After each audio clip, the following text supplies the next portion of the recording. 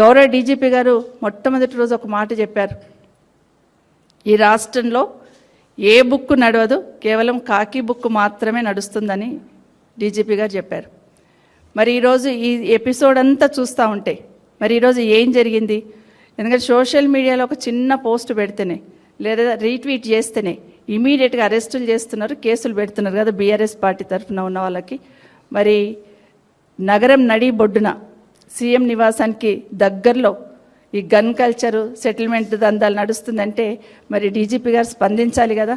ఇంత పెద్ద ఇష్యూ నడిచింది, సీఎం గారి ఇంటికి దగ్గరలోనే గన్ పెట్టి బెదిరించింది అన్నప్పుడు ఖచ్చితంగా డీజీపీ గారు ఎంక్వైరీ చేసి స్పందించాల్సిన అవసరం ఉందా లేదా?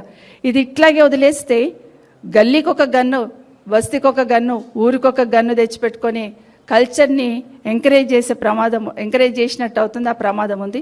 ఇప్పటికైనా డీజీపీ గారు స్పందించాలి. ఎందుకంటే నేను అడిగినాయని, ఒక మంత్రి గారి ఇంట్లో ఒక నిందితుడిని పెడితే ఖచ్చితంగా యాక్షన్ ఉంటుందా లేదా? ఆ నిందితుడిని మంత్రి గారే స్వయంగా తప్పిస్తే యాక్షన్ ఉంటుందా లేదా? ఒక మంత్రి గారి కూతురే ముఖ్యమంత్రి గారే మాకు గన్ ఇప్పించినంటే యాక్షన్ ఉంటుందా లేదా? ఒక కాంగ్రెస్ నేతనే కూర్చొని సెటిల్మెంట్ చేస్తున్నాడు, గన్ టేబుల్ మీద పెట్టాడు, మా ఓఎస్డీ కాదు అతనే బెదిరించాడని స్వయంగా మంత్రి గారి కూతురే స్టేట్మెంట్ ఇస్తున్నప్పుడు దాని మీద ఎంక్వైరీ ఉంటుందా లేదా? ఒక మంత్రి గారు లెటర్ రాస్తేనే మేము ఎంక్వైరీ చేసినామని చెప్తున్న పోలీస్ శాఖకు ఖచ్చితంగా ఆ వివరాలు బయట పెట్టాల్సిన అవసరం ఉందా లేదా?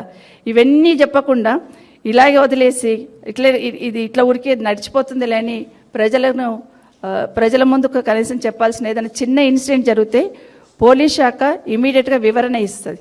జిల్లాలో అయితే ఎస్పీ గారు ఇస్తారు, టౌన్లో అయితే సిటీలో అయితేనేమో కమిషనర్ గారు ఇస్తారు. ఓవరాల్గా రాష్ట్రంలో జరుగుతున్న సంఘటన అయితే ఖచ్చితంగా డీజీపీ గారు వివరణ ఇవ్వాలి. నేను ఇప్పుడు అదే కోరుతా ఉన్నాను. సామాన్యులకు ఒక న్యాయం, లేకపోతే అధికారంలో ఉన్న వాళ్ళకు ఒక న్యాయమా, కాంగ్రెస్ వాళ్ళకు ఒక న్యాయమా? ఇది డీజీపీ గారు